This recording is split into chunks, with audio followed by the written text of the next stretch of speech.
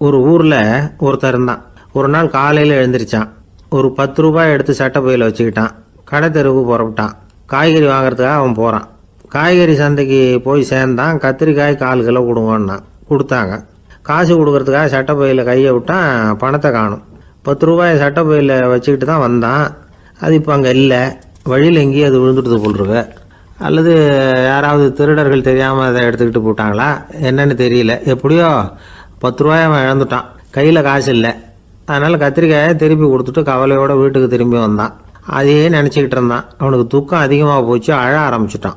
காய்கறிகள் வாங்கிட்டு வந்து ஆனந்தமாக சமைச்சு சாப்பிட்லாம்னு நினச்சோம். அது முடியாமல் போச்சேங்கிற கவலை அவனுக்கு.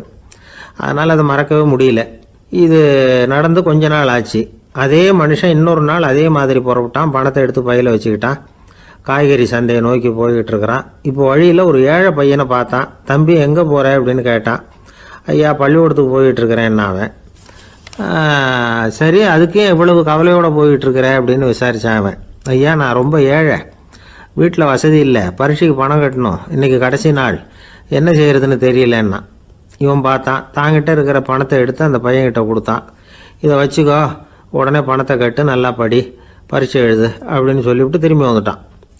வெறுங்கையோடு திரும்பி வந்தும் வீட்டில் கேட்குறாங்க எங்கே காய்கறின்னு வழக்கம் போல் கேட்டாங்க. இவன் நடந்ததை சொன்னான். இப்போ வீட்டில் இருந்தவங்க அவங்ககிட்ட ஒரு கேள்வி கேட்டாங்க. ஏங்க இதே மாதிரி முன்னாடி ஒரு தடவை காய்கறி வாங்க போய் வெறுங்கையோடு திரும்பி வந்தீங்க, இப்போவும் வெறுங்கையோடு தான் திரும்பி வந்திருக்கிறீங்க. ஆனால் முன்னாடி வந்தப்போ வருத்தமாக இருந்தீங்க, இப்போ உங்கள் முகத்தில் வருத்தம் தெரியலையே அப்படின்னு கேட்டிருக்கிறான். அதாவது வீட்டில் இருக்கிறவங்க கேட்டாங்களாம். இப்போ அந்த மனுஷன் யோசிக்க ஆரம்பித்தானான். இந்த 2 நிகழ்வுகளுக்கு என்ன வித்தியாசம்? போன தடவை அவன் பணத்தை இழந்தான், இந்த தடவை அவன் பணத்தை இழந்திருக்கிறான். போன தடவை யாரோ திருடிட்டு போயிட்டாங்க, இந்த தடவை அவனாவே ஒரு பையன் பேரில் இறக்கப்பட்டு எடுத்து கொடுத்துருக்குறான். அன்னைக்கு பணம் போயிட்டுதேன்னு வருத்தமாக இருந்தது, இன்னைக்கு பணம் போனாலும் மனசுக்கு மகிழ்ச்சியாக இருக்குது, நிறைவாக இருக்குது. கொஞ்சம் யோசிச்சு பாருங்க. பணத்தை இழந்தது மகிழ்ச்சிக்கோ வருத்தத்துக்கோ காரணமாக இருக்க முடியாது. அப்படின்னா வேற எது காரணம்? அன்றைக்கு பணத்தை இழந்துட்டேன்னு அழுதான், இன்றைக்கு பணத்தை இழந்தாலும் மகிழ்ச்சியாக இருக்கிறான். ஆகவே மகிழ்ச்சிக்கும் துக்கத்துக்கும் இழப்பு காரணம் அல்ல, இழப்பு பற்றிய நம்முடைய அறிவு தான் காரணம் அப்படிங்கிறது பெரியவர்களுடைய கருத்து. எந்த பொருளும் நமக்கு கவலையை உண்டு பண்ணுறதில்ல, அந்த பொருள் பேரில் நாம் வைக்கிற பற்று தான் கவலையை உண்டு பண்ணுது. பொருள்கள் நம்ம விட்டுட்டு போயிட்டா நாம் அழுதுகிட்டு இருக்கிறோம், நாமே அதுகளை விட்டுட்டு வந்துட்டா மகிழ்ச்சியாக இருக்கிறோம். இந்த உண்மையை புரிஞ்சுக்கிட்டு நம்முடைய வாழ்க்கையை நல்ல விதமாக அமைச்சிக்கணும். ஒரு ஆள் அழுதுகிட்டு இருந்தான். ஏன்டா அழுகுறேன்னு கேட்குறார் ஒருத்தர். இழக்கிறதுக்கு எதுவும் இல்லை, அதனால் அழறேன்னா. என்னடா சொல்கிறேன்னார். கிட்ட வாங்க சொல்கிறேன்னா. இந்த மணி பர்ஸை வேற ஒருத்தன் பாக்கெட்லேருந்து திருடினேன், அப்புறம் தான் புரிஞ்சுது அவங்ககிட்ட இழக்கிறதுக்கு எதுவும் இல்லைங்கிறது. ஆமாங்க இது காலி பர்ஸு, அதனால் இப்போ அழுதுகிட்டு இருக்கிறேன், திருடியும் பிரயோஜனம் இல்லை அப்படின்னு சொல்லிவிட்டு அழுதானா. இப்பெல்லாம் நம்ம ஊரில் மாமியார் மருமகள் ஒருத்தர் நல்லா புரிஞ்சுக்கிட்டு நல்ல விதமாக தான் இருக்கிறாங்க பல இடத்துல. அதனால் நான் இப்போ சொல்ல போகிற கதையை கேட்டுவிட்டு இந்த காலத்தில் அவ்வளவு மோசமாக யார் சார் நடந்துக்கிறாங்க அப்படின்னு கேட்டு யாரும் சண்டைக்கு வரக்கூடாது. இன்னொரு உண்மையையும் சொல்லிவிடுறேன். அதாவது இந்த கதையை நமக்கு எழுதி அனுப்பி இருக்கிறதே கொஞ்ச நாளில் மருமகளாகவும் அதுக்கப்புறம் கொஞ்ச காலத்தில் மாமியாராகவும் ஆக போகிற ஒரு நேயர் தான். சரி, இந்த கதைக்கு வருவோம். அதாவது ஒரு சின்ன குடும்பம், அந்த வீட்டில் மாமியார் ஆட்சி, அவங்க வச்சது தான் சட்டம். பிள்ளையாண்டான் எப்படின்னா அம்மா சொல்கிறதையும் கேட்டுக்குவான், மனைவி சொல்கிறதையும் கேட்டுக்குவான், நமக்கு என்னத்துக்கு வம்புங்கிற டைப்பு. மருமகள் பேரில் குறை கண்டுபிடிக்கிறதுலையே அந்த மாமியாருக்கு ஒரு சுவாரஸ்யம். சின்ன சின்ன விஷயத்துலாம் குத்தம் கண்டுபிடிச்சிக்கிட்டே இருக்கிறாங்க. பொதுவாக எல்லாரும் எப்படின்னா ஏதாவது ஒரு காரணத்துக்காக சண்டை போட்டுக்கிட்டு இருப்பாங்க. அந்த அம்மா எப்படின்னா ஏதாவது ஒரு சண்டையை போடுறதுக்காக காரணத்தை தேடிக்கிட்டு இருப்பாங்க. அப்படி ஒரு மனசு. அந்த மருமக பொண்ணு பாவம் பயந்து பயந்து ஒவ்வொரு காரியமும் செஞ்சுக்கிட்டு வந்தது. இப்படியே பல வருஷம் ஓடி போட்டுது. அந்த மாமியாருக்கும் ரொம்ப வயசாகிட்டுது. இருந்தாலும் அந்த பழைய சுபாவம் மட்டும் மாறவே இல்லை. திடீர்னு ஒரு நாள் பக்கவாதம் வந்து அந்த அம்மாவுக்கு ஒரு பக்கம் கை கால் இழுத்துக்கிட்டுது. வாய் சுத்தமாக பேச முடியாமல் போயிட்டுது. சத்தம் மட்டும் வரும். ஒரு பக்கத்து கை காலை அசைக்க முடியும், பேசுகிறதெல்லாம் கையால் தான், அதாவது கை சைகையால். இப்படிப்பட்ட நிலைமையில் கூட அந்த பொண்ணு தண்ணியோ பாலோ இவங்க எதிரில் கொண்டாந்து வச்சா அதை வேணும்னே தட்டி விட்டுட்டு ஒம்பு வளர்க்குறது. அதுக்கப்புறம் அந்த பொண்ணு தரையை சுத்தப்படுத்தும்ல, அதை பார்த்து ரசிக்கிறது. இருந்தாலும் அந்த பொண்ணு இதையெல்லாம் பெருசுப்படுத்தாமல் ரொம்ப பொறுமையாக தான் இருந்தது. ஒரு நாள் வீட்டில் வச்சுருந்த பாலை பூனை குடிச்சிட்டு போயிட்டுது. வயசான காலத்தில் இந்த அம்மா பால் இல்லாமல் கஷ்டப்படுவாங்களே அப்படின்னு நினச்சி பக்கத்து வீட்டில் போய் கொஞ்சம் பால் வாங்கிட்டு காய்ச்சி மாமியார் முன்னாடி கொண்டாந்து வச்சுது அந்த பொண்ணு. வழக்கம் போல் அந்த அம்மா பாலை தட்டி விட்டுட்டாங்க. இது அந்த மருமக பொண்ணு கவனிச்சுட்டுது. இவ்வளவு நாள் பொறுமையாக இருந்த இந்த மருமகளுக்கு இன்னைக்கு இதை பார்த்து தான் அசாத்திய கோபம் வந்துட்டுது. கதவுக்கு பக்கத்தில் சாத்தி வச்சுருந்த உலக்கையை எடுத்து மாமியார் தலையில் போட அது குறி தவறி கழுத்தில் பட அந்த அம்மா கழுத்தை பிடிச்சிக்கிட்டு ஊன்னு கத்த இந்த பொண்ணு ஒன்றும் அலட்டிக்காமல் உலக்கையை எடுத்து மறுபடியும் கதவு பக்கம் சாத்தி வச்சுட்டு அது பாட்டுக்கு நடந்து போயிட்டுது. இருந்தாலும் மனசுக்குள்ளே லேசாக ஒரு பயம். கணவன் வீட்டுக்கு வந்ததும் என்ன விஷயம்னு கேட்டால் எப்படி சமாளிக்கிறது? அன்னைக்குன்னு பார்த்து ரொம்ப நேரம் கழித்து வீடு சேர்ந்தான் கணவன். உடனே அந்த அம்மா புகார் பண்ண ஆரம்பிச்சுட்டுது. பேச்சு தான் வராத, அதனால் ஒரு பக்கத்து கையால் சைகை காட்டுது. கதவுக்கு பக்கத்தில் இருந்த உலக்க பக்கமாக கையை நீட்டி காட்டி அப்படியே அந்த கையை தன் கழுத்துக்கு பின்பக்கமாக சுற்றி காட்டி நாக்கை வெளியில் நீட்டி நடந்த விஷயத்தை புரிய வைக்கிறதுக்கு முயற்சி பண்ணுது. இவனுக்கு ஒன்றும் புரியல. என்ன சொல்கிறாங்க அம்மா அப்படின்னு மனைவிகிட்ட கேட்குறான். அதுக்கு அந்த பொண்ணு ரொம்ப புத்திசாலித்தனமா, என்னங்க உங்கள் அம்மா சொல்கிறது உங்களுக்கு இன்னும் புரியலையா? அவங்க உங்களை பார்த்து என்ன சொல்கிறாங்கன்னா, ஏண்டா உலக்க மாதிரி நிற்கிற, சாக போகிற எனக்கு சங்கிலி எதுக்கு, என் கழுத்தில் கிடக்கிற இந்த சங்கிலியை கழட்டி என் மருமக கழுத்தில் போடுறா அப்படின்னு சொல்கிறாங்க அப்படின்னு தான். ஓ அப்படியா விஷயம்னு சொல்லி அம்மா கழுத்தில் இருந்த சங்கிலியை எடுத்து மனைவி கழுத்தில் போட்டுட்டு, அம்மா உன் விருப்பப்படியே போட்டாச்சு, இனிமேலாவது நிம்மதியாக படுத்து தூங்கு அப்படின்னு சொல்லிவிட்டு உள்ளே போயிட்டான். பார்த்தீங்களா கதையை? அதனால தான் மாமியார்கள் சைகை காட்டுறதுன்னா கூட இனிமேல் ஜாக்கிரதையாக இருக்கணும். இந்த உலகத்தில் உண்மையாகவே வேதாந்தம் பேசுகிறவங்களும் உண்டு, உள்ளுக்குள்ளே வேற மாதிரி இருந்துக்கிட்டு வெளியில் வேதாந்தம் பேசுகிறவங்களும் உண்டு. ஒரு ஆள் இருந்தார். அவரும் ஒரு கடை வச்சு வியாபாரம் பண்ணிக்கிட்டு இருந்தார். மகா கஞ்சன், யாருக்கும் எந்த உதவியும் செய்ய மாட்டார். எச்சில் கையென்ன ஈர கையை கூட உதற மாட்டார். அப்படிப்பட்ட மனுஷன். அந்த ஊருக்கு ஒரு முனிவர் வந்துக்கிட்டு இருந்தார். வருஷத்துக்கு ஒரு தடவை வருவார். ஒரு நாள் 2 நாள் இருப்பார், அப்புறம் போயிடுவார். அந்த முனிவர் வர்றப்போலாம் இந்த ஆள் எழுந்திரிச்சு ஓடி போய் அவரை வரவேற்பான். ரொம்ப பெரிய வேதாந்தி மாதிரி அவர்கிட்ட பேசிக்கிட்டு இருப்பான். காயமே இது பொய், வெறும் காற்றடைத்த பையும்மா, தர்மம் தலைகாக்கும்மா, பணம் என்ன சார் பணம், இன்னைக்கு ஒருத்தன் கையில் இருக்கும், நாளைக்கு ஒருத்தன் கையில் இருக்கும், எல்லாம் மாயம், எனக்கு தான் இன்னமும் இந்த சம்சார பந்தத்திலிருந்து விடுபடுறதுக்கு நேரம் வரலேம்மா. அந்த முனிவரும் இந்த ஆள் இப்படி சொல்கிறத கேட்ட உடனே, ஏப்பா அப்படி சொல்கிற, இப்போ கூட நீ சரின்னு சொல்லு, உனக்கு தீட்சை கொடுத்து இதிலிருந்து விடுபடுற ஞானத்தை போதிக்கிறேன் பார். உடனே அந்த ஆள் என்ன சொல்லுவான் தெரியுமா?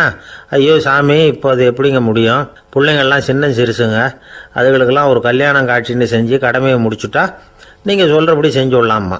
சரி, இன்னும் முனிவர் போயிடுவார். அடுத்த வருஷம் வருவார். இவன் வழக்கம் போல் வேதாந்தம் பேசுவான். சரி தீட்சை கொடுக்குறேன் வா அம்பார். பேரம்பேத்தியை பார்க்கணும், கோர்ட்டில் கேஸ் ஒன்று இருக்குது, அது முடியணும் அப்படின்னு தயங்க ஆரம்பிச்சிருவான். எல்லாம் சொல்லுவான், ஆனால் குடிக்கிறதுக்கு தண்ணி கூட கொடுக்க மாட்டான். ரொம்ப வருஷம் கழித்து மறுபடியும் ஒரு நாள் அந்த ஊருக்கு முனிவர் வந்தார். இவன் கடைக்கும் வந்தார். அப்புறம் அங்கே கல்லாவில் நம்ம ஆள் இல்லை, அவன் புள்ள தான் உட்காந்துருக்கிறான். அப்பாவை போலவே புள்ளையும் எழுந்திரிச்சு ஓடியாந்து முனிவரை வரவேற்றான். அப்பா எங்கன்னு விசாரிச்சார் முனிவர்.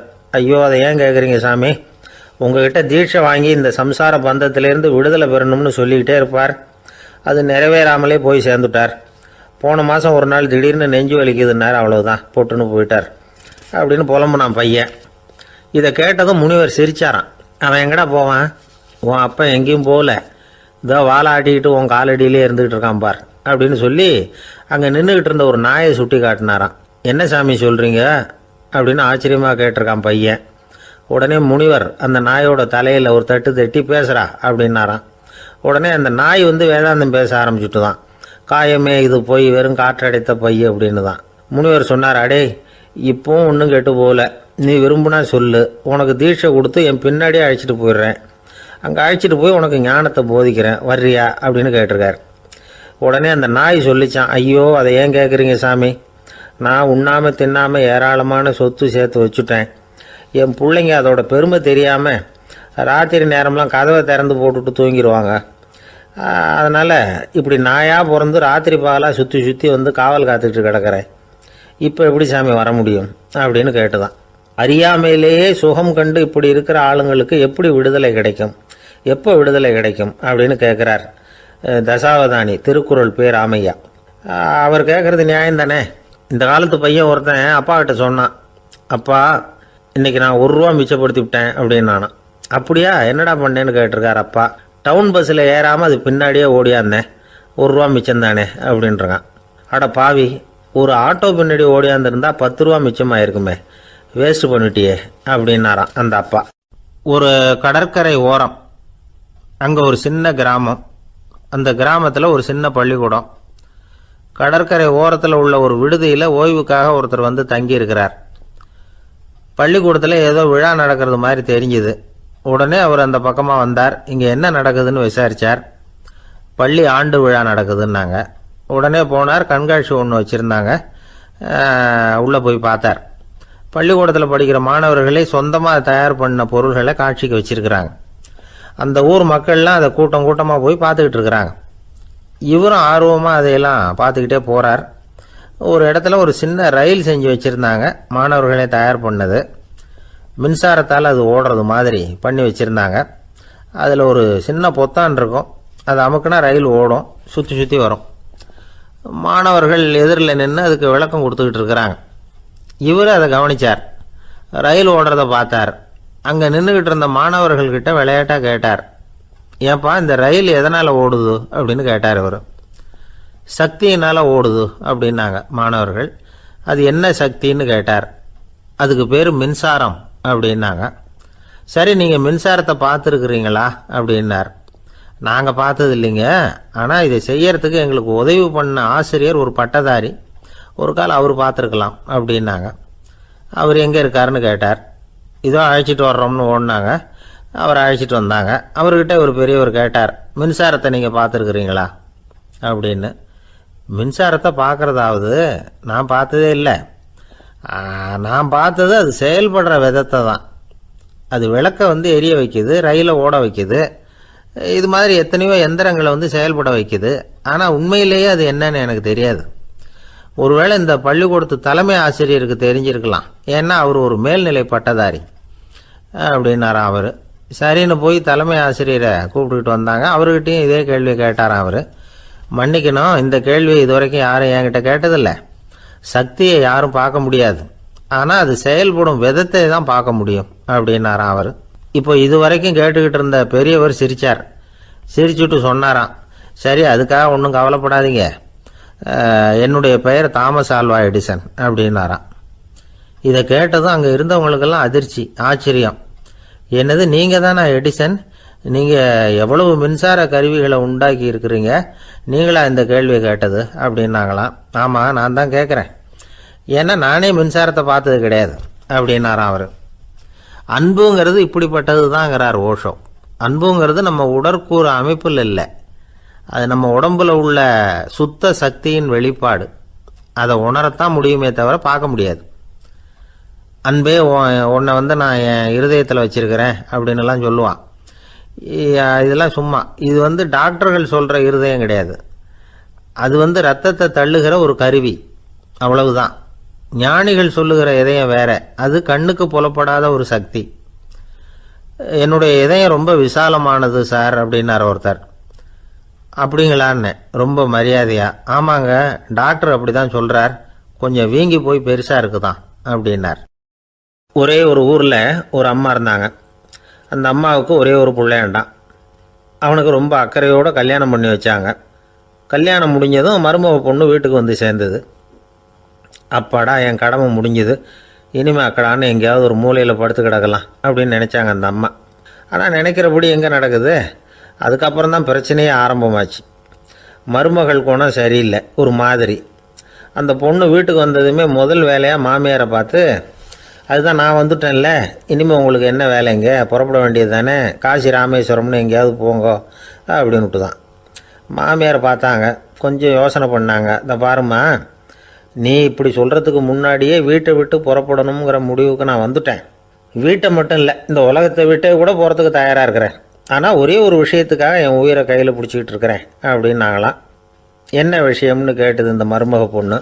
வேற ஒன்றும் இல்லை, என் பிள்ளைக்கு கல்யாணம் பண்ணி வச்சுட்டேன், ஒரு பேர புள்ள பிறந்து அதை என் கண்ணால் பார்த்துட்டேன்னா நான் எங்கே வேணும்னாலும் போகிறதுக்கு தயாராக இருக்கிறேன் அப்படின்னாங்களாம் அந்த மாமியார். மாமியார் இப்படி சொல்கிறதுலேயும் நியாயம் இருக்கிறதாக பட்டுது அந்த பொண்ணுக்கு. சரி அப்படியே இருந்து பார்த்துட்டு போகலாம் அப்படின்னு அனுமதி கொடுத்தது. கொஞ்ச காலத்தில் ஒரு பேரன் பிறந்தான். அந்த அம்மாவும் பேரனை கண்ணால் பார்த்துட்டாங்க. சரி பேரனை பார்த்தாச்சுல்ல, இனிமேல் புறப்பட வேண்டியது தானே அப்படின்னது மருமக பொண்ணு. மாமியார் பார்த்தாங்க. நீ சொல்கிறது சரிதாம்மா, அதில் ஒன்றும் தப்பு இல்லை. என்னோடய பேரன் உங்களை அம்மா அப்பான்னு கூப்பிடுறத என் காது குளிர கேட்டுட்டு போயிடுறேனே அப்படின்னாங்களாம். சரி அந்த ஆசையை நிறைவேறட்டும் அப்படின்னு காத்துக்கிட்டு இருந்தாங்க. பேரன் வளர்ந்தான், நடந்தான், பள்ளிக்கூடம் போனால் பெரியவனானான்.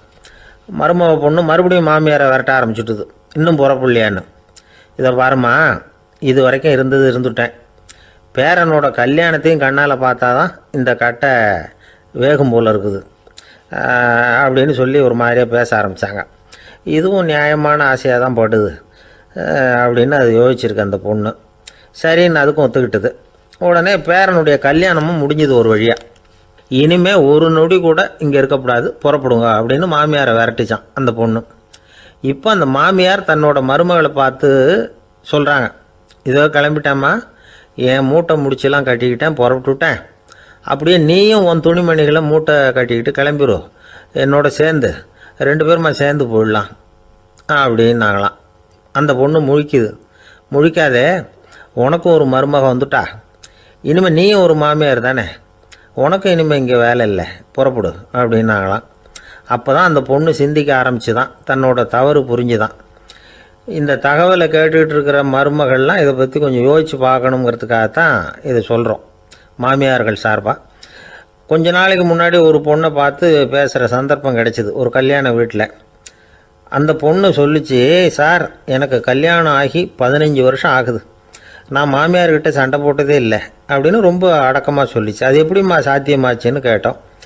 எனக்கு கல்யாணம் ஆகி 15 வருஷம்தான் ஆச்சு, ஆனால் என் மாமியார் செத்து போய் 20 வருஷத்துக்கு மேலே ஆயிட்டுது அப்படின்னுது. லோகமானிய பாலகங்காதர திலகர் இருந்தார்ல, அவருக்கு 15 வயசுலேயே கல்யாணம் நடந்துதான். மனைவி பேர் தபிபாய், ரொம்ப பெரிய குடும்பத்து பொண்ணு, நல்ல குணம்.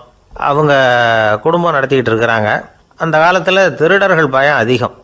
இந்த காலத்தில் மட்டும் என்னன்னு கேட்குறீங்களா? நீங்கள் கேட்குறது நியாயம்தான். இருந்தாலும் இந்த காலத்து திருடனுக்கும் அந்த காலத்து திருடனுக்கும் ஒரு முக்கியமான வித்தியாசம் உண்டு. அதாவது அந்த காலத்து திருடன்லாம் நியாயம் அநியாயம் பார்க்குறது உண்டு, இந்த காலத்தில் அப்படி பார்க்குறது இல்லை. அந்த காலத்தில் திருட வர்றவங்கள்ட்ட கூட ஒரு தார்மீக உணர்வு உண்டாம். அதாவது அப்போ உள்ள கொள்ளைக்காரங்க எதை களவாடினாலும் சரி, அரிசியை மட்டும் களவாடுறது இல்லையா, அப்படி ஒரு கொள்கை. அதனால் பாருங்கள், அந்த காலத்து பெண்கள் நகை நட்டுகளை பத்திரமா வைக்கணும்னா பெட்டியில் வைக்கிறது இல்லை, அரிசி பானையில் போட்டு வச்சு விடுறது. இப்போல்லாம் பேங்க்கில் சேஃப்டி லாக்கர்னு இருக்குல்ல, அது மாதிரி அந்த காலத்தில் சேஃப்டி லாக்கருங்கிறது அரிசி பானை. இந்த வளையல், மூக்குத்தி, தோடு இப்படி எதுவாக இருந்தாலும் அதில் போட்டு பத்திரமா வச்சுருவாங்க. திருடன் அரிசி பானை பக்கம் போகிறதில்ல. ஏன்னா சாப்பிட்ற விஷயத்தில் கை வைக்கக்கூடாது, அது பாவம் அப்படின்னு அவன் நினைக்கிறான். திலகரோட மனைவி தபிபாயும் அதே மாதிரி தன்னுடைய ஆபரணங்களை ஒரு அரிசி பானைக்குள்ளே போட்டு மூடி வச்சுருந்தாங்களாம். இப்படி இருந்தப்போ ஒரு நாள் ஒரு பிச்சைக்கார பொண்ணு வீடு வீடாக பிச்சை கேட்டுக்கிட்டே வந்திருக்குது. திலகர் வீட்டுக்கும் தர்மம் போடுங்க தாயே அப்படின்னு தான் அந்த பொண்ணு. அந்த அம்மா தபிபாய் காதில் இது விழுந்திருக்கு. உடனே கை நிறைய அரிசி அள்ளிக்கிட்டு போட்டிருக்கு. பாத்திரத்தில் அரிசியை போட்டதுக்கு அப்புறம் தான் தெரியுது, பளிச்சுன்னு கண்ணில் படுது. அதாவது அந்த அம்மாவோட வைர மூக்குத்தி ஒன்று அரிசியோடு சேர்ந்து அந்த பிச்சைக்கார பொண்ணு பாத்திரத்தில் போய் விழுந்துட்டுது. இந்த அம்மாவுக்கு மனசுக்குள்ளே குழப்பம், என்ன இப்படி ஆகிட்டுதே, மூக்குத்தி போயிட்டுதே, பிச்சை பாத்திரத்துலேருந்து அதை எப்படி எடுக்கிறது அப்படின்னு தயக்கம். வாயை திறந்து அதை கேட்குறதுக்கும் கூச்சம். திண்ணையில் உட்காந்துருந்த திலகர் இவ்வளவையும் பார்த்துக்கிட்டு இருக்கிறார். மனைவியின் மனசுக்குள்ளே நடக்கிற மௌன போராட்டத்தை அவர் நல்லா புரிஞ்சுக்கிட்டாராம். மனைவியை பார்த்து சொன்னாராம், தபிபாய், இது தெய்வ சம்மதம், அவளுக்கு சேர வேண்டிய மூக்குத்தி அவகிட்ட போயிட்டுது, பிச்சை பாத்திரத்தில் விழுந்த மூக்குத்தியை எடுக்க வேணாம் அப்படின்னாராம். சரின்னு சொல்லிவிட்டு மேற்கொண்டு எதுவும் சொல்லாமல் அந்த அம்மா வீட்டுக்குள்ளே போயிட்டாங்களாம். இந்த காலத்துலலாம் அது மாதிரி நடக்குமா? வெறும் அரிசியை போட்டுவிட்டு விவகாரம் பண்ணிகிட்டு இருக்க மாட்டோமா? ஒரு பெரிய மனுஷன் வீட்டுக்கு ஒரு பிச்சைக்காரன் வந்தான். ஐயா, நாங்கள் பிச்சைக்காரங்கள்லாம் சேர்ந்து ஒரு சங்கம் வச்சுருக்குறோம், அதுக்கு நிதி சேர்க்குறோம், அதுக்கு ஒரு 100 ரூபா கொடுத்தீங்கன்னா எங்களுக்கு பெரிய உதவியாக இருக்கும் அப்படின்னானா. அதெல்லாம் ஒன்றும் கொடுக்க முடியாது போ அப்படின்னாரான் அவர். அப்படின்னா ஒரு 50 ரூபாயாவது கொடுங்களேன் அப்படின்ட்டுருக்கான். அதுவும் முடியாதுன்னு சொல்லிவிட்டார். 25 ரூபா அப்படின்னு இருக்கான். எதுவும் முடியாது அப்படின்னாராம். சரிங்க, இவ்வளவு பெரிய வீட்டுக்கு வந்துட்டு வெறுங்கையோடு திரும்புறது நல்லா இருக்காது, அதனால சும்மா ஒரு ரூபா மட்டுமாவது கொடுங்க அப்படின்ட்டுருக்கான் அவன். ஒரு பைசா கூட என்கிட்ட கிடையாது அப்படின்ட்டாரான் இவர். அப்படின்னா நீங்கள் ஒரு காரியம் பண்ணுங்களேன் அப்படின்னானா அவன். என்ன செய்யணும் அப்படின்ட்டுருக்கார். எங்கள் சங்கத்தில் நீங்களும் ஒரு மெம்பராக சேர்ந்துருங்க அப்படின்னானா. காஞ்சிபுரத்தில் பல்லவ ராஜா ஒரு கோவில் கட்டினார், கைலாசநாதர் கோவில். அதுக்கு கும்பாபிஷேகம் பண்ணுறதுக்கு ஒரு நாள் குறிப்பிட்டு அதுக்கு வேண்டிய ஏற்பாடுகள்லாம் பண்ணினார். முதல் காரியமாக கடவுளை வேண்டிக்கிட்டார், நீங்கள் இந்த கும்பாபிஷேகத்துக்கு நேரில் வந்து கலந்துக்கணும்னார். கடவுள் அந்த ராஜா கனவுல வந்தார். நீ கும்பாபிஷேகம் வச்சிருக்கிற அதே நாளில் அதே நேரத்தில் எனக்கு இன்னொரு ஊரில் ஒரு கும்பாபிஷேகம் இருக்குது, அதுக்கு போக வேண்டியிருக்கு. அதாவது திருநின்ற ஊரில் என்னுடைய பக்தர் ஒருத்தர், அவரும் ஒரு கோயில் கட்டி கும்பாபிஷேகம் செய்கிறார், நான் அதுக்கு போக வேண்டியிருக்கு, அதனால் உன்னுடைய தேதியை நீ மாற்றி வச்சுக்கோ அப்படின்னார். கடவுள் தான் எங்கேயும் இருக்கிறவராச்சே, அவர் நினச்சா 2 இடத்துலையும் இருந்து கோயில் கும்பாபிஷேகத்தை நடத்த முடியாதா? ஏன் அப்படி செய்யலை? அது ஒரு முக்கியமான காரணத்துக்காகத்தான். திருநின்ற ஊரில் இருந்த பூசலாருங்கிற அந்த அடியாரின் பெருமையை இந்த உலகத்துக்கு எடுத்து காட்டணுங்கிறதுக்காகத்தான் கடவுள் அந்த ராஜா கிட்ட அப்படி சொன்னார். சரி, அந்த அடியார் அப்படி என்னதான் பெருசாக கோயில் கட்டி விட்டார்? ராஜா கட்டின கோயிலை விட பெருசா? அவர் கட்டினது கருங்கல்லாலேயோ மண்ணாலேயோ மரத்தாலேயோ இல்லை. அவர் கட்டின கோயில் வேறு மாதிரி. அது மனசால் கட்டின கோயில், மனசுக்குள்ளே இருக்கிற கோவில், மனக்கோவில். அந்த அடியார் தன்னோட மனசுக்குள்ளே மாதக்கணக்காக ஒவ்வொரு கல்லாக சேர்த்து கட்டின கோவில். இந்த விஷயம் ராஜாவுக்கு தெரியாது. அவர் என்ன நினச்சிட்டாரு, அது நாம் கட்டின கற்கோயிலை விட ரொம்ப பெருசாக இருக்கும் போல இருக்கு அப்படின்னு நினச்சிட்டார். சரி, அப்பேற்பட்ட அந்த கோயிலை தரிசனம் பண்ணிவிட்டு வருவோம் அப்படின்னு நினச்சி ராஜா திருநின்ற ஊருக்கு போகிறார். அங்கே போய் பார்த்தா கோயிலையும் காணும், ஒன்றையும் காணும். கடைசியில் பூசலார் கட்டின மனக்கோவில் தான் அதுங்கிறத அவர் புரிஞ்சுக்கிறார். உடனே அந்த அடியாரின் காலில் விழுந்து வணங்குறார். அவரோ, இது மனசால முயன்ற கோவில், இதுக்கு இத்தனை பெருமையா அப்படின்னு ஆச்சரியப்படுறார். இதில் ஆச்சரியப்படுறதுக்கு ஒன்றும் இல்லை. ஆண்டவன் விரும்புறது அகபக்தியையே தவிர புற தோற்றங்களே அல்ல. இதை நாம் புரிஞ்சுக்கிட்டோம்னா நமக்குள்ள எந்த வேறுபாடுகளும் வர்றதுக்கு வழியே இல்லை. இன்னொரு ராஜா இருந்தார். அவர் ஆண்டவனுக்கு படைக்கிறதுக்காக ஒரு தார் நல்ல செவ்வாழை பழமாக எடுத்துக்கிட்டு போகணும்னு நினச்சார். அதனால் நாளே அதை வாங்கிட்டு வர சொன்னார் வேலைக்காரங்கிட்ட. வேலைக்காரன் போனால் கடைத்தெருவில் ஒரு தார் பழம் வாங்கினா, வர்ற வழியில் அவன் குடிசை. அப்படியே எட்டி பார்த்துட்டு போவோமேன்னு நினச்சான். போனான். அங்கே இவனோட குழந்தை பாவம் பசியால் கத்திக்கிட்டு இருக்கு. இவன் பார்த்தான், இவ்வளவு பெரிய தாரில் ஒரு 2 பழம் எடுத்தா தெரியவா போகுது அப்படின்னு நினச்சி ஒரு 2 பழத்தை பிச்சு அந்த குழந்தைகிட்ட கொடுத்தான். அதை வாங்கி வயிறார சாப்பிட்டுது, பசி அடங்குச்சு, விளையாட போயிட்டுது. இவன் அதுக்கப்புறம் வாழைப்பழத்தை எடுத்துக்கிட்டு அரண்மனைக்கு வந்தான். 2 பழம் பிச்சிருக்கிறது ராஜாவுக்கு தெரிஞ்சு போச்சு. இவன் உண்மையை சொல்லிவிட்டான். உடனே ராஜா, கடவுளுக்கு படைக்க வேண்டிய பொருளை குழந்தை எச்சில் பண்ண விட்டுருக்கியே அப்படின்னு சொல்லி அவனை கட்டி வச்சு சாட்டையால் அடித்தார் பாவம். மறுநாள் பழத்தை கோயிலுக்கு எடுத்துகிட்டு போனார். கடவுள் முன்னாடி வச்சார். கடவுள் கண்ணை திறந்து பார்த்தார், பழம்லாம் அழுகி இருக்குது. என்ன இது அழுகி போன பழம் அப்படின்னார். ராஜா முழிச்சார். நல்லா தானே இருந்தது அப்படின்னு நினச்சார்.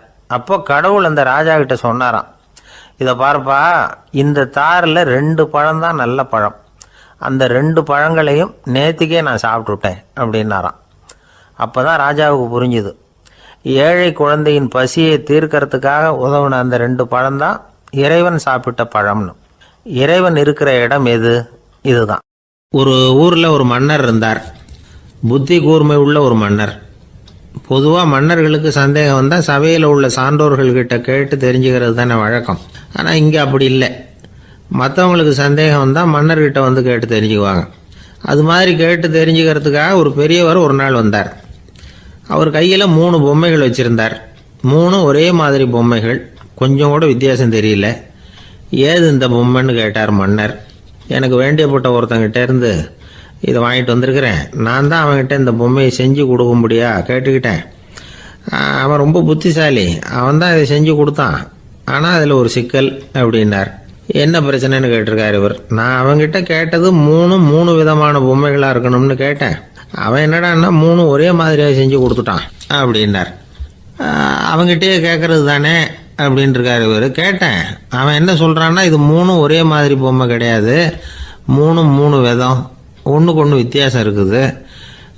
இந்த மூணு பொம்மையும் மூணு விதமான நண்பர்களுக்கு உதாரணங்கள் அப்படின்னு சொல்கிறான். எனக்கு ஒன்றும் புரியல, அதுதான் உங்ககிட்ட வந்தேன் அப்படின்னார். சரி, அந்த பொம்மைகளை இப்படி கொடுங்க அப்படின்னு வாங்கினார் மன்னர். எடுத்துக்கிட்டு உள்ளே போனார். கொஞ்ச நேரம் கழித்து வெளியில் வந்தார். அதுக்கப்புறம் சொன்னார், இதை பாருப்பா, அவன் சொன்னது சரிதான், மூணும் மூணு விதம் தான். இது இருக்குதே முதல் பொம்மை, இது உத்தமமான நண்பனுக்கு உதாரணம். இந்த ரெண்டாவது பொம்மை இது மத்தியமமான நண்பனுக்கு உதாரணம். அந்த மூணாவது பொம்மை இருக்குதே அது மோசமான நண்பனுக்கு உதாரணம். இதை செஞ்சவன் உண்மையிலேயே பெரிய அறிவாளி தான் அப்படின்னாராம். வந்தவருக்கு ஒன்றும் புரியல. பார்த்தா ஒன்றும் வித்தியாசம் தெரியலையே அப்படின்னு அவன் குழம்பி போய் நிற்கிறான். இப்போது அந்த மன்னர் விளக்கம் கொடுக்குறார். அந்த மூணு பொம்மையையும் எடுத்து முன்னாடி வச்சார். ஒரு மெல்லிய கம்பியை கையில் எடுத்தார். அந்த முதல் பொம்மை காதில் விட்டார். கொஞ்ச தூரம் உள்ளே போய் அப்படியே நின்றுட்டுது அந்த கம்பி. அப்புறம் ரெண்டாவது பொம்மை காதில் அந்த கம்பியை விட்டார். அந்த கம்பி என்னாச்சுன்னா அப்படியே அது வாய் வழியாக வெளில வந்தது. மூணாவது பொம்மை காதில் கம்பியை செலுத்தினார். அது நேராக இன்னொரு காது வழியாக வெளியில் வந்தது. இப்போ இந்த முதல் வகை இருக்குதே, அது மாதிரியான நண்பர்கள் எப்படி தெரியுமா? நம்ம கஷ்டத்தை அவங்கக்கிட்ட சொன்னால் பேசாமல் கேட்டுக்குவாங்க. வெளியில் அதை யாருக்கிட்டையும் சொல்லிகிட்டு இருக்க மாட்டாங்க. வெளியில் தெரியாமல் நமக்கு உதவி பண்ணுவாங்க. செஞ்சுட்டு அதை நான் தான் செஞ்சேன்னு சொல்லிகிட்டு இருக்க மாட்டாங்க. அதுதான் கம்பி ஒரு காது வழியாக போய் உள்ளேயே நின்றுட்டுது. ரெண்டாவது பொம்மையில் கம்பி என்னாச்சு, ஒரு காது வழியாக போய் வாய் வழியாக வெளியில் வருது. இது மாதிரியான நண்பர்கள்கிட்ட நாம் கஷ்டத்தை சொன்னால் அதை அவங்க 4 பேர்கிட்ட போய் சொல்லி நமக்காக உதவி கேட்பாங்க. நமக்குன்னு கேட்டு வாங்கி அதை நம்மகிட்ட கொண்டுகிட்டு வந்து கொடுப்பாங்க. இவங்க மத்தியமமான நண்பர்கள். மூணாவது பொம்மையில் ஒரு காது வழியாக செலுத்துகிற கம்பி இன்னொரு காது வழியாக வெளியில் வந்துடுது. இது மாதிரியான நண்பர்கள்கிட்ட நம்ம கஷ்டத்தை சொன்னால் அவங்க காது கொடுத்து கேட்குறது மாதிரி நடிப்பாங்க. அப்படியே இன்னொரு காது வழியாக அதை வெளில விட்டுருவாங்க. அதை பற்றி கவலைப்பட மாட்டாங்க. இதுதான் இந்த பொம்மைகளுக்குள்ளே இருக்கிற வித்தியாசம் அப்படின்னு விளக்கம் கொடுத்தாராம் மன்னர். படிக்கிற பிள்ளைங்கள்லேயும் இது மாதிரி 3 வகை உண்டு. சில பேர் காதால் வாங்கி மனசில் வச்சுக்குவான். சில பேர் காதால் வாங்கி பேனாவால் எழுதி விடுவான். சில பேர் ஒரு காதால் வாங்கி இன்னொரு காதால் வெளியில் விட்டுருவான். ஒரு பையன் வகுப்பில் ஆசிரியர் பாடம் நடத்தும் பொழுது தலையை வேகமாக ஆட்டி ஆட்டி கேட்பானான். ஏன்டா இப்படி தலையை இப்படி ஆட்டுற அப்படின்னு கேட்டிருக்கான் பக்கத்தில் இருந்தவன். தலையை ஆட்டினா தாண்டா ஒரு காது வழியாக உள்ளே போகிறது, இன்னொரு காது வழியாக வெளியில் வேகமாக வெளில போகும் அப்படின்னானா அந்த பையன். இந்த உலகத்தில் மனுஷன் எவ்வளவோ தவறுகள் செய்கிறான். அதுக்கெல்லாம் என்ன காரணம்? அதை பற்றின ஆராய்ச்சி தான் இன்றைக்கி. இதுக்கு ஆராய்ச்சி என்னத்துக்கு, அது தெரிஞ்ச விஷயம் தானே அப்படின்னு நீங்கள் நினைக்கலாம். ஆனால் அப்படி அலட்சியமாக இந்த விஷயத்தை விட்டுறக்கூடாது. பொதுவாக எல்லோரும் நினைக்கலாம் எது சரி எது தவறு அப்படின்னு தெரியாததுனால தான் மனுஷன் தப்பு பண்ணுறான் அப்படின்னு. ஆனால் அப்படி சொல்லிட முடியாது. மனுஷன் தெரிஞ்சே தான் தவறுகள் பண்ணுறான். இப்போ உதாரணத்துக்கு ஒரு சாலையில் இடது பக்கம் போக வேண்டிய ஒருத்தர் நடுக்கோட்டை தாண்டி வலது பக்கமாக வண்டியை ஓட்டிகிட்டு போகிறாருன்னு வச்சுங்க. என்னப்பா இது தப்பு இல்லையா அப்படின்னு அவர்கிட்ட கேட்டால், அதெல்லாம் எனக்கு தெரியும், நீ உன் வேலையை பார்த்துட்டு போ அப்படிம்பார். வலது பக்கமாக போகிறது தப்புன்னு தெரிஞ்சே தான் அவர் அப்படி செய்கிறார், அப்படி போகிறார். பெரிய உத்தியோகத்தில் இருக்கிறவங்க கூட லஞ்சம் வாங்குறாங்க. அவங்களுக்கெல்லாம் லஞ்சம் வாங்குறது தப்புன்னு தெரியலன்னு அர்த்தம். திருடுறது தப்புன்னு தெரியாமலாம் மனுஷன் திருடுறான். நல்லாவே தெரியும். நீங்கள் வேணும்னா கேட்டு பாருங்கள், வேறு வழி இல்லை அதனால தான் திருடுறேன்பா. திருடுறது ஒரு புண்ணியமான காரியம்னு திருடனே கூட சொல்ல மாட்டான். திருடுறது தவறுங்கிறது திருடனுக்கு தெரியும் அப்படிங்கிறத விளக்கிறதுக்காக ஒரு பெரியவர் ஒரு கதை சொன்னார். அதாவது 2 திருடர்கள் 2 பேரும் சேர்ந்து ஒரு வீட்டுக்கு போய் ஒரு 10,000 ரூபாயை திருடிட்டு வந்துடுறாங்க. ஒரு காட்டு வழியாக வந்துக்கிட்டு இருக்கிறாங்க. இன்னும் விடியல. 2 பேருக்கும் தூக்கம் கண்ணை சுற்றுது. சரி, இப்படியே ஒரு மரத்தடியில் படுத்து தூங்குவோம், காலையில் விடிஞ்சதும் இந்த பணத்தை 2 பேரும் பங்கு போட்டுக்குவோம் அப்படின்னு முடிவு பண்ணுறாங்க. அதே மாதிரி படுத்து தூங்குறாங்க. நடு ராத்திரியில் ஒரு திருடன் முழிச்சிக்கிறான். விடிகிற வரைக்கும் காத்துக்கிட்டு இருந்தால் 5,000 ரூபா தான் கிடைக்கும், இப்போவே கம்பி நீட்டினா 10,000 ரூபா கிடைக்கும் அப்படின்னு யோசித்து பார்த்துட்டு ஒரு முடிவுக்கு வந்தான். மெதுவாக அந்த 10,000த்தையும் சுருட்டிக்கிட்டு அடுத்தவனுக்கு தெரியாமல் ஓடி போயிட்டான். விடியுது. அடுத்தவன் எழுந்திரிச்சு பார்க்குறான். பணத்தையும் காணலை, பாகஸ்தனையும் காணலை. இந்த திருடன் அந்த திருடனை திட்டுறான். திருட்டு பய, அயோக்கிய பய, இப்படி அநியாயமாக கிளப்பிட்டு போட்டானே அப்படிங்கிறான். இதுலேருந்து என்ன தெரியுது? தெரியாமல் எடுத்துக்கிட்டு போகிறது திருட்டு, அயோக்கியத்தனம், அநியாயம் அப்படிங்கிறது இவனுக்கு தெரிஞ்சிருக்குது. அதனால தான் அடுத்தவனை பார்த்து இப்படி திட்டுறான். அதனால் தெரியாததுனால மனுஷன் தவறு பண்ணுறான்னு சொல்கிறது சரியில்லை. அப்படின்னா மனுஷன் பண்ணுற தவறுகளுக்கு உண்மையான காரணம் தான் என்ன? இதே சந்தேகம் அர்ஜுனனுக்கும் வந்துதான். அதனால தான் அவன் பகவானை பார்த்து கேட்குறான், மனுஷன் தன் விருப்பத்துக்கு விரோதமாக ஏதோ ஒரு சக்தியினால பலாத்காரமாக இழுக்கப்பட்டது மாதிரி பாவம் பண்ணுறானே, அந்த சக்தி என்ன அப்படின்னு கேட்குறான். இதுக்கு பகவான் பதில் சொல்கிறார், காமமும் குரோதமும் தான் அந்த சக்திகள், அதாவது ஆசையும் சினமும். இது ரெண்டும் உன்னுடைய எதிரிகள் அப்படிங்கிறத புரிஞ்சுக்கோ அப்படிங்கிறார். இன்னமும் நுணுக்கமாக பார்த்தா காமத்தினுடைய மறு உருவங்கள் தான் குரோதமும் லோபமும். ஆசை நிறைவேறலைன்னா குரோதம், அதாவது கோபம். ஆசை நிறைவேறிட்டதுன்னா லோபம், அதாவது பேராசை. பாவத்தை கண்ட்ரோல் பண்ணணும்னா அதுக்கு மெயின் சுவிட்ச் எது அப்படிங்கிறது இப்போ தான் தெரியுது. அதுக்கு மனுஷன் தெரிஞ்சே தான் தவறு பண்ணுறான் அப்படின்னு பேசிக்கிட்டோமே. அதுக்கு ஒரு உதாரணம், ஒரு ஆள் ஹோட்டலில் சாப்பிட போனான், சாப்பிட்டு முடித்தான், எழுந்திரிச்சு முதலாளிகிட்ட பில்லை கொடுத்தான், காசை கொடுக்கல. முதலாளி பணம் கொடுன்னு கேட்டார். இவன் என்கிட்ட பணம் இல்லைன்னா. முதலாளி கொஞ்சம் கூட அலட்டிக்கல, உள்ளே இருந்து ஒரு ஆளை கூப்பிட்டார். இவனை கூப்பிட்டுக்கிட்டு போய் இட்லி மாவாட்ட சொல்லுன்னார். இவனும் கவலைப்படாமல் உள்ளே போயிட்டான். அப்போது அழைச்சிட்டு போகிற ஆள் கேட்குறான், ஏன் சார் சாப்பிட்றதுக்கு முன்னாடி காசு இல்லைங்கிறது உங்களுக்கு தெரியாதா அப்படின்னு கேட்குறான். தெரியும், காசு இல்லைங்கிறதும் தெரியும், காசு இல்லாமல் சாப்பிட்டா மாவாட்டணுங்கிறதும் தெரியும் அப்படின்னா அந்த ஆள். அப்படின்னா நீங்கள் உங்கள் வீட்லேயே சாப்பிட்ருக்கலாமே அப்படின்னு கேட்குறான் அவன். அதுக்கு இவர் சொல்கிறாரு, அது எப்படி, அங்கே சாப்பிட்டாலும் நான் இதே வேலையை தானே செய்ய வேண்டியிருக்கும் அப்படின்னாராம். ஒரு ஊரில் ஒரு பெரிய செல்வந்தர் இருந்தார். பணத்துக்கு பஞ்சம் இல்லை. அதனால் இந்த உலகத்தில் முடியாத காரியம் எதுவும் இல்லைன்னு நினச்சார். பணம் இருந்தாலே அந்த நினப்பு தானாக வந்துடும். அதனால் இவரும் அப்படி நினச்சதில் ஒன்றும் தப்பு இல்லை. அந்த ஊருக்கு குருநானக் ஒரு தடவை வந்தார். அவருக்கு இந்த செல்வந்தர் ரொம்ப பிரமாதமாக ஒரு வரவேற்பு கொடுத்தார். ஊர் எல்லையிலேயே எங்கள் வீட்டுக்கு விருந்து சாப்பிட்டுட்டு போகணும்னு கேட்டுக்கிட்டார். அவரும் சரின்னு ஒத்துக்கிட்டார். உடனே தன்னுடைய பங்களாவில் ஒரு பெரிய விருந்துக்கு ஏற்பாடு பண்ணார். குருநானக்கை அழைச்சிட்டு வீட்டுக்கு போனார், உட்கார வச்சார். ஐயா, நான் இந்த ஊர்லேயே ரொம்ப பெரிய வசதி உள்ளவன், என்னால் எல்லாம் முடியும், உங்களுக்காக நான் என்ன செய்யணும்னு சொல்லுங்கள், எதுவாக இருந்தாலும் பரவாயில்ல, எவ்வளவு செலவானாலும் பரவாயில்ல, என்னால் செய்ய முடியும், என்ன செய்யணும்னு சொல்லுங்கள், அது போதும், நான் செய்கிறேன் அப்படின்னு நான் ரொம்ப பணிவா. இதை கேட்டதும் குருநானக் சிந்திச்சார் கொஞ்ச நேரம். அதுக்கப்புறம் தன்னோட சட்டை பைக்குள்ளே கையை விட்டு ஒரு பழைய ஊசி ஒன்று எடுத்தார். அந்த செல்வந்தர்கிட்ட கொடுத்தார். இதை பாருங்கள், இவ்வளவு தூரம் நீங்கள் கேட்கறதுனால சொல்கிறேன், எனக்கு நீங்கள் செய்ய வேண்டிய உதவி இதுதான்னார். ஊசியை கையில் வாங்கிக்கிட்டு இதை என்ன செய்யணும்னு சொல்லுங்க அப்படின்னார் அவர். நீங்கள் செய்ய வேண்டியது என்னென்னா, இந்த ஊசியை பத்திரமா வச்சிருக்கணும். நாம் 2 பேரும் இறந்து போனதுக்கு பின்னாடி இன்னொரு உலகத்தில் நாம் சந்திக்கக்கூடிய வாய்ப்பு இருக்குது. அப்போ இந்த ஊசியை என்கிட்ட கொண்டாந்து கொடுக்கணும். இதுதான் நீங்கள் எனக்காக செய்ய வேண்டிய உதவி அப்படின்னார் குருநானக் லேசாக சிரிச்சுக்கிட்டே. இதை கேட்ட உடனே இந்த பெரியவர் முழிக்க ஆரம்பிச்சிட்டார். அது எப்படிங்க, நான் சாகிறப்ப எப்படி இந்த ஊசியை எடுத்துக்கிட்டு இன்னொரு உலகத்துக்கு வர முடியும்னார். ஊசி மாதிரி ஒரு சின்ன பொருளை கூட இந்த உலகத்தை விட்டு நாம் போகிறப்ப எடுத்துகிட்டு போக முடியாதுங்கிறப்போ உங்களோட செல்வத்தையெல்லாம் எப்படி அங்கே எடுத்துகிட்டு வர போகிறீங்க அப்படின்னு கேட்டார் குருநானக். அதுக்கப்புறம் தான் அந்த பெரியவர் யோசிக்க ஆரம்பித்தாராம். குருநானக் சொல்கிறார், இதை பாருங்கள், நாம் செய்கிற நல்லது கெட்டது தான் கடைசி வரைக்கும் நம்ம கூட இருக்கும். அடுத்தவங்க நல்லா இருக்கணுங்கிறதுக்காக பொருளை செலவு செய்யணும், அப்படி செய்யலைன்னா எந்த பிரயோஜனமும் இல்லை அப்படின்னார். அதுக்கப்புறம் தான் அந்த செல்வந்தரின் அறிவு கண் திறந்து தான். உடனே குருநானக்கை வணங்கினார். ஐயா, என்கிட்ட இருந்த ஆணவம் போயிட்டுது, இனிமேல் என்கிட்ட இருக்கிற செல்வத்தை நல்ல வழியில் செலவழிப்பேன் அப்படின்னாராம். நம்மக்கிட்ட இருக்கிற பணம் எப்பவும் நம்ம கூடவே வந்துக்கிட்டு இருக்காதுங்கிறதுக்கு இது ஒரு உதாரணம். அதுக்காக நாம் பணம் சேர்க்கறத பற்றி கவலைப்பட வேண்டியதில்லை, பேசாமல் படுத்து தூங்கிக்கிட்டு இருந்தால் போதும் அப்படின்னு இதுக்கு அர்த்தம் பண்ணிக்கப்படாது. முறையான வழியில் பணம் சேர்க்கணும், அதை முறையான வழியில் செலவு பண்ணணும். அதனால் ஏற்படக்கூடிய மன நிறைவு இருக்குது பாருங்கள், அது அனுபவித்தவங்களுக்கு தான் தெரியும். சொர்க்கத்துக்கு போகிறவங்க இங்கேருந்து பணத்தை எடுத்துகிட்டு போக முடியாது, ஆனால் நம்ம செல்வத்தை இங்கே மற்றவங்களுக்கு பயன்பட செய்து அதனால் ஏற்படுற புண்ணியம் இருக்குது பாருங்கள், அதை எடுத்துகிட்டு போக முடியுமா. இதுதான் ஆன்மீகவாதிகள்லாம் சொல்கிற கருத்து. ஜான் நியூட்டன் ஒருத்தர், அவர் சொன்னார், நான் எப்போவாவது சொர்க்கத்துக்கு போய் சேர்ந்தேன்னா அங்கே 3 அதிசயங்களை பார்ப்பேன்னார். என்னன்னு கேட்டாங்க.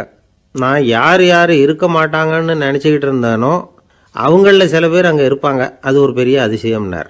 சரி, அடுத்தது என்ன? ரெண்டாவது அதிசயம் என்னென்னா, அங்கே இருப்பாங்கன்னு நான் எதிர்பார்த்த சில பேர் அங்கே இருக்க மாட்டாங்க அப்படின்னார். சரி, மூணாவது பெரிய ஆச்சரியம் என்ன அப்படின்னா, நான் அங்கே இருக்க பாருங்க, அதுதான் அந்த மூணாவது அதிசயம் அப்படின்னாராம். இன்பம் துன்பம் இது ரெண்டும் சேர்ந்தது தான் வாழ்க்கை. இது எல்லாரும் சொல்லிகிட்டு இருக்கிற ஒரு உண்மை. அது சரி, இது ரெண்டும் வர்றதுக்கு என்ன காரணம்? துறவி ஒருத்தர் யோசித்து பார்த்துருக்கார். இன்ப துன்பம் தோன்றுவதற்கு முக்கியமாக 6 காரணங்கள் உண்டு அப்படிங்கிறார் அவர். அது என்னங்கிறத நாமளும் தெரிஞ்சு வச்சுக்குவோமே. இப்போ முதல் காரணம் சுயநலம். ஒரு தாயார் தன்னுடைய சுயநலம் கருதி தன்னுடைய மகன் இன்பமாக இருக்கணும்னு ஆசைப்படுறாங்க. மகனும் அப்படியே ஆசைப்படுறான். அதனால் தாயாரின் இன்ப துன்பங்களை பார்த்துட்டு மகனும் இன்ப துன்பம் அடையிறான். அந்த அம்மாவுக்கும் அதே நிலைமை தான். ரெண்டாவது காரணம் உறவு. நான் துறவியான பிறகு கூட உறவுங்கிற காரணத்தினால தான் தாயாருடைய சுக துக்கங்களை கண்டு நானும் சுக துக்கம் அடைகிறேன். என் தாயாருடைய நிலைமையும் இதுதான் அப்படிங்கிறார் ஒரு துறவி. மூணாவது காரணம் என்னென்னா அறிமுகம். எனக்கு அறிமுகமான ஒருத்தரை ரயில் நிலையத்தில் சந்திக்கிறேன். அவர் தன்னுடைய பணப்பையை எங்கேயோ தொலைச்சி விட்டு வருத்தப்பட்டுக்கிட்டு இருக்கிறார். நானும் வருத்தப்படுறேன். அந்த சமயத்தில் யாரோ ஒருத்தர் இதுதானே அவங்க பணப்பை அப்படின்னு சொல்லி கொண்டாந்து நீட்டுறார். பணப்பையை தொலைச்சவர் சந்தோஷப்படுறார், நானும் சந்தோஷப்படுறேன். இது அந்த துறவி சொல்கிற அனுபவம். நாலாவது காரணம் என்னென்னா கருணை. எனக்கு முன்னே தெரியாத ஒருத்தனை யாரோ ஒருத்தன் அடித்து காயப்படுத்தி போடுறான். கருணை காரணமாக நான் அதுக்காக துக்கப்படுறேன். அஞ்சாவது காரணம் எதையும் நம்புறது. ஒரு பசுமாட்டை ஒரு முரணை அடிச்சுக்கிட்டு இருக்கிறான் அப்படின்னு ஒருத்தர் நம்மகிட்ட சொல்கிறாருன்னு வைங்க, உடனே நான் துக்கப்படுறேன். இன்னொருத்தர் அந்த முரணனை போலீஸ்காரங்க பிடிச்சிட்டு போயிட்டாங்கன்னு சொல்கிறாரு, நான் உடனே சந்தோஷப்படுறேன். மூணாவதாக ஒருத்தர் முதல் 2 பேரும் சொன்னது பொய்யுங்கிறார். அப்போ நான் இன்ப துன்பம் ரெண்டுமே இல்லாமல் நிம்மதியாக இருக்கிறேன். இது ஒரு விதம். அடுத்தது 6வது காரணம் என்னென்னா தன்மயமாகுதல். ஒரு நாவல் படிச்சுக்கிட்டு இருக்கிறோம், அதில் வர்ற பாத்திரங்களோட நாம் ஒன்றி போயிடுறோம். அதில் வர்ற பாத்திரங்கள் சிரிச்சுதுன்னா நாமளும் சிரிக்கிறோம், அது அழுதுன்னா நாமளும் அழறோம். அதெல்லாம் அந்த துறவி சொல்கிற அனுபவ உண்மைகள். இன்ப துன்பம் இது ரெண்டும் தோன்றுவதற்கு சுயநலம், உறவு, அறிமுகம், கருணை, எதையும் நம்புறது, தன்மயமாகிறது, இது எல்லாம் தான் முக்கிய காரணம் அப்படின்னு அவர் சொல்கிறார். ஆகக்கூடி ஒட்டு மொத்தமாக யோசனை பண்ணி பார்த்தா பிற பொருள்கள் மீது பற்றுதல் காரணமாக தான் நாம் இன்ப துன்பம் அடையிறோம் அப்படிங்கிறத புரிஞ்சிக்க முடியுது. மனுஷன் இன்ப துன்பம் அடையிறதுக்கு 7வது காரணம் கூட ஒன்று உண்டு அப்படின்னு சொல்லிகிட்டே வந்தார் ஒருத்தர். அது என்ன அப்படின்னு கேட்டோம். அதுதான் சார் இந்த நீங்கள் சொல்லிட்டு வர்ற இன்று ஒரு தகவல்னார். எப்படி சொல்கிறீங்கன்னு கேட்டோம். இன்று ஒரு தகவல் கேட்க ஆரம்பிக்கிறப்போ மனசில் இன்பம், ஆரம்பித்த உடனே இது ஏற்கனவே கேட்ட சமாச்சாரமாச்சே அப்படின்னு நினைக்கிறப்போ துன்பம் அப்படின்னு அதுக்கு ஒரு விளக்கம் கொடுத்தார் அவர். வயிறு பசிக்குதேங்கிறது சிலரோட கவலை, வயிறு பசிக்க மாட்டேங்குதே அப்படிங்கிறது சில பேரோட கவலை. 2 விதமான கவலைக்கும் வயிறு தான் காரணமாக இருக்குது. வயிறு பசிச்சதுன்னா அது இயற்கை, வயிறு பசிக்கலைன்னா அது வியாதி. ஆனால் பசியையும் நாம் பசிப்பிணி அப்படின்னு தான் சொல்லுவோம். என்ன காரணம்? வியாதியை போக்க வேண்டியது எவ்வளவு முக்கியமோ அதை விட முக்கியம் பசியை போக்க வேண்டியது. ஒரு சமுதாயத்தில் பசிப்புணியே இருக்கக்கூடாது, அதுதான் நல்ல சமுதாயம். பசியை போக்கணும்னா சாப்பாடு போடணும், பசியின்மையை போக்கணும்னா வைத்தியம்தான் பண்ணணும். இது சம்பந்தமாக எவ்வளவோ ஆராய்ச்சிகள் நடக்குது, நிறைய மருந்து கண்டுபிடிச்சிருக்கிறாங்க. நம்ம உடம்பில் பசியை தூண்டக்கூடிய பகுதி எது, இதை முதல்ல தெரிஞ்சுக்கணும் இல்லையா?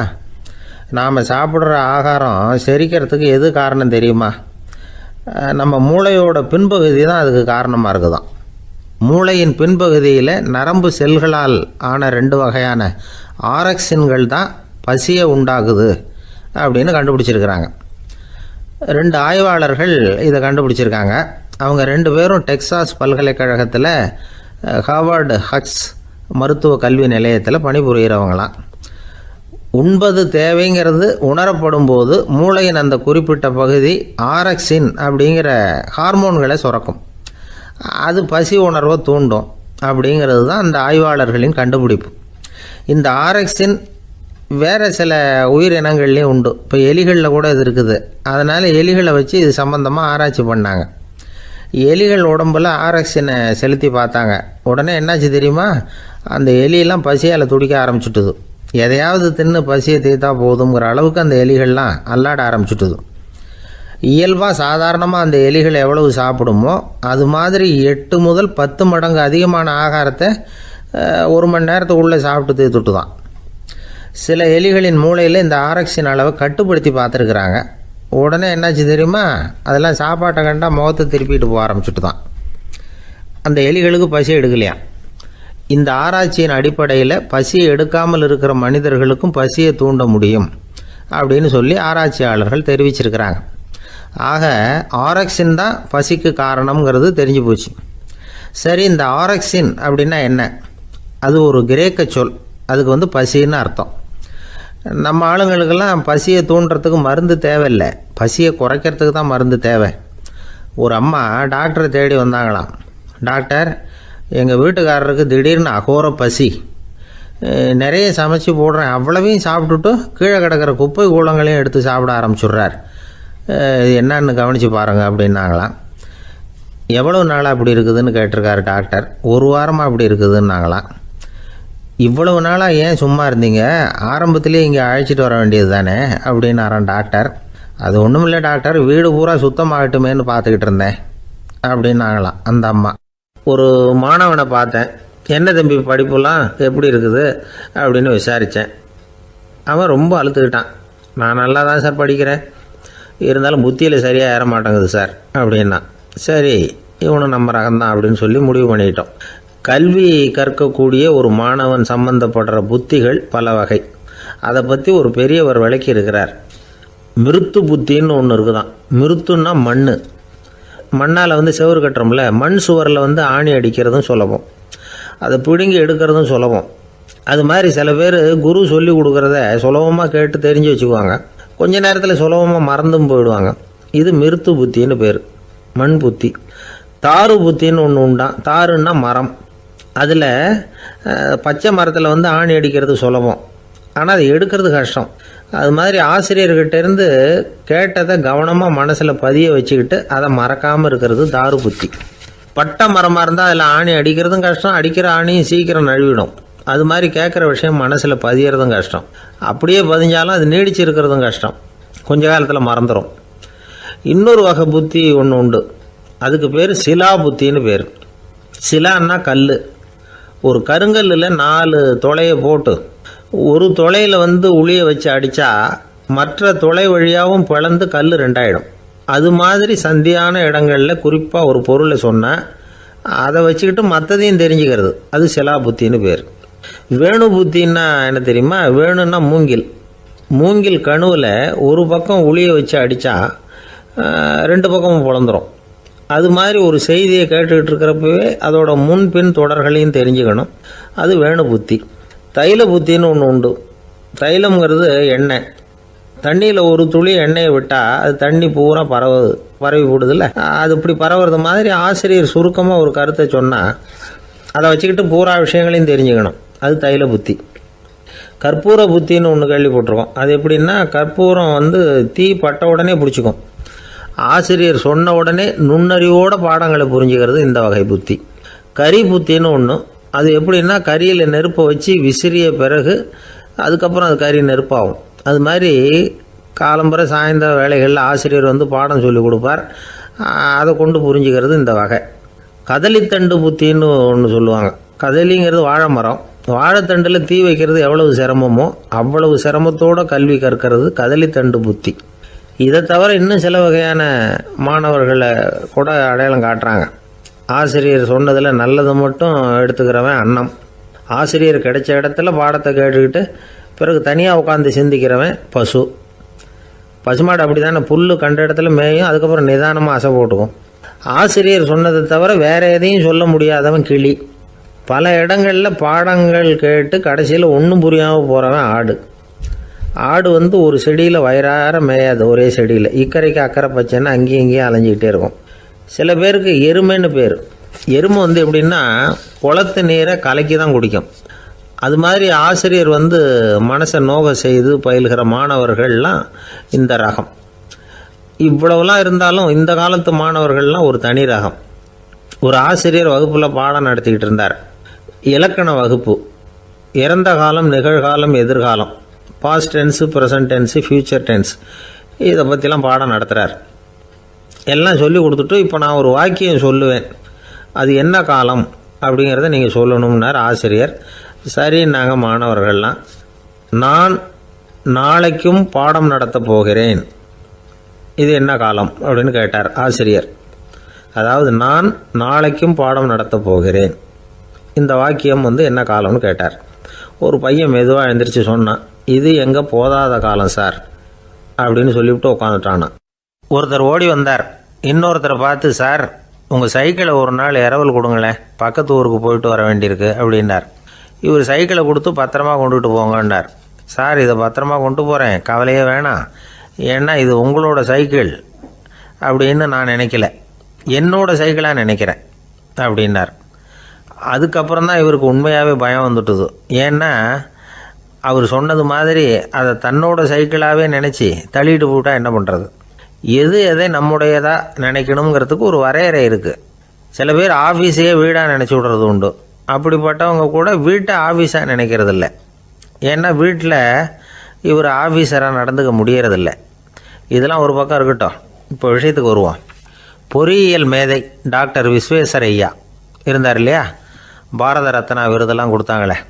ஆஃபீஸ் வேலை வேறு, சொந்த வேலை வேறு அப்படிங்கிறதுக்கு ஒரு உதாரணமாக இருந்தவர் அவர். மைசூர் மகாராஜா கிட்ட திவானாக இருந்தார். அவர் ஒரு நாள் அரசாங்க வேலை காரணமாக வெளியூர் போயிருந்தார். ஹாசன்கிற ஊருக்கு பக்கத்தில் ஒரு பயண மாளிகை, அங்கே தங்கிவிட்டார். ராத்திரி அங்கே தங்கி இருந்துட்டு விடிஞ்சதும் ஊருக்கு திரும்புறதாக திட்டம். ராத்திரி தூங்கிறதுக்கு ரொம்ப நேரம் ஆகிட்டுது.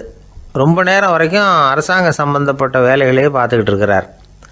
அரசாங்க ஃபைல்கள் நிறைய இருந்தது. அதையெல்லாம் ஒவ்வொன்றா எடுத்தார், படித்து பார்த்தார், பரிசீலனை பண்ணார். அதில் எழுத வேண்டியதை எழுதினார், கையெழுத்து போட்டார். ஒரு வழியாக அந்த வேலையெல்லாம் முடிஞ்சுது. அதுக்கப்புறம் என்ன பண்ணார்னா, தன்னுடைய சூட்கேஸை திறந்தார். அதிலேருந்து 2 மெழுகுவத்தியை எடுத்து கொளுத்தி வச்சார். அந்த பயண மாளிகையில் அது வரைக்கும் எரிஞ்சிக்கிட்டு இருந்த மின்சார விளக்குகளை அணைச்சிட்டார். அதுக்கு பிறகு அந்த மெழுகுவத்தி வெளிச்சத்தில் சில புத்தகங்களை தொடர்ந்து படிக்க ஆரம்பிச்சிட்டார். அந்த பயண மாளிகையில் பணியாளராக இருந்தவர் இதை பார்த்துட்டு ஓடி வந்தார். மறுபடியும் மின் விளக்கு போடுறதுக்காக போனார். விஸ்வேஸ்வரய்யா அதை பார்த்துட்டு போட வேணாம்ட்டாராம். இது வரைக்கும் நான் அரசாங்க அலுவல்களை கவனிச்சிக்கிட்டு இருந்தேன், அதனால் மின் விளக்குகள் அப்போ எரிஞ்சதில் தப்பு இல்லை. இப்போ நான் புத்தகம் படிச்சுக்கிட்டு இருக்கேன், இது என்னுடைய சொந்த வேலை, இங்கே இருக்கிற மின் விளக்கு அதுக்காக ஏன் எரியணும் அப்படின்னு கேட்டாராம்.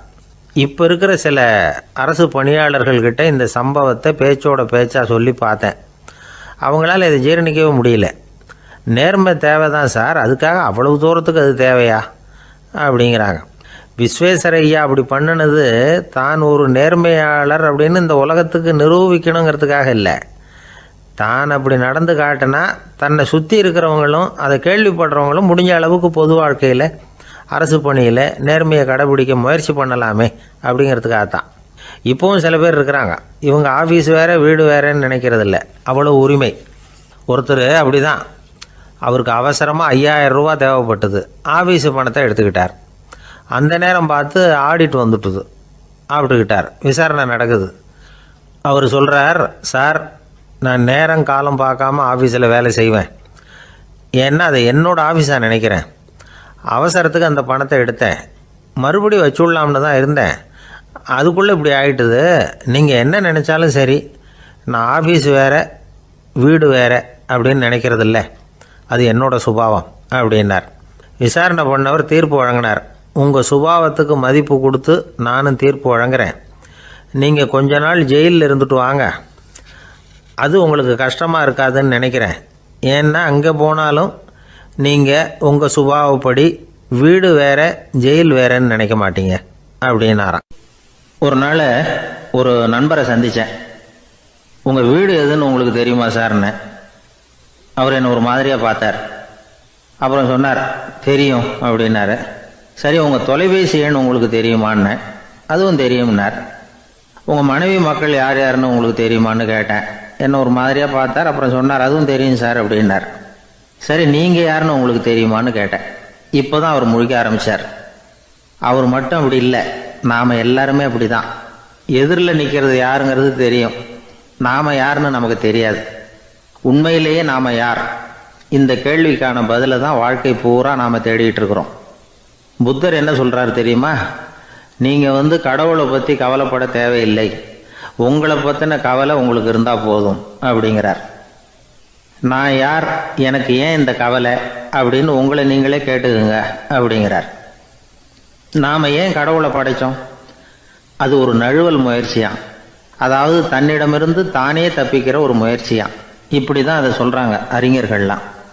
மக்கள் பொய்யான பிரச்சனைகளில் ஆர்வமாக இருக்கிறாங்க. அதுக்கு தீர்வு காணவும் முயற்சி பண்ணுறாங்க. கடவுளை பற்றி விவாதிக்க எல்லாருக்கும் விருப்பம். தன்னுடைய சுயம் பற்றிய பிரஜையே இருக்கிறதில்ல.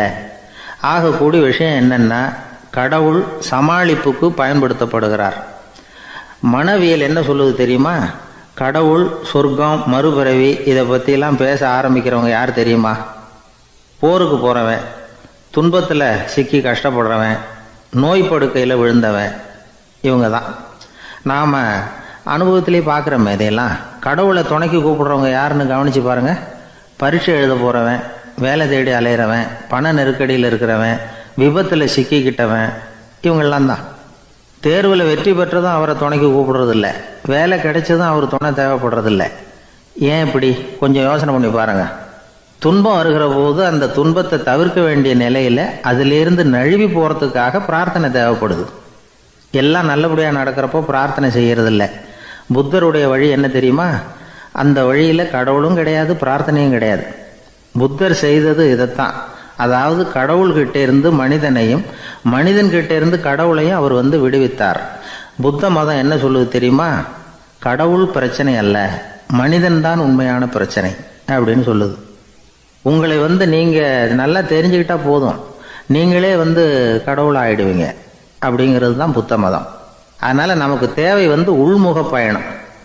நான் யார் அப்படிங்கிற கேள்வியோட உள்ளே போகணும். அங்கே போனால் தான் தெரியும் நான் அப்படின்னு அங்கே யாருமே இல்லைங்கிறது. இதெல்லாம் புத்தர் சொல்லுகிற ஒரு தத்துவம். தத்துவம்னு சொன்னாவே நமக்கெல்லாம் அதை புரிஞ்சுக்கிறது கஷ்டம்தான். நம்ம பொறுத்த வரைக்கும் தத்துவங்கிறதுல 2 வகை உண்டு. ஒன்று தத்துவம், இன்னொன்று மகா தத்துவம். தத்துவம்னா என்ன தெரியுமா? கேட்குறவங்களுக்கு புரியக்கூடாது, அதுதான் தத்துவம்.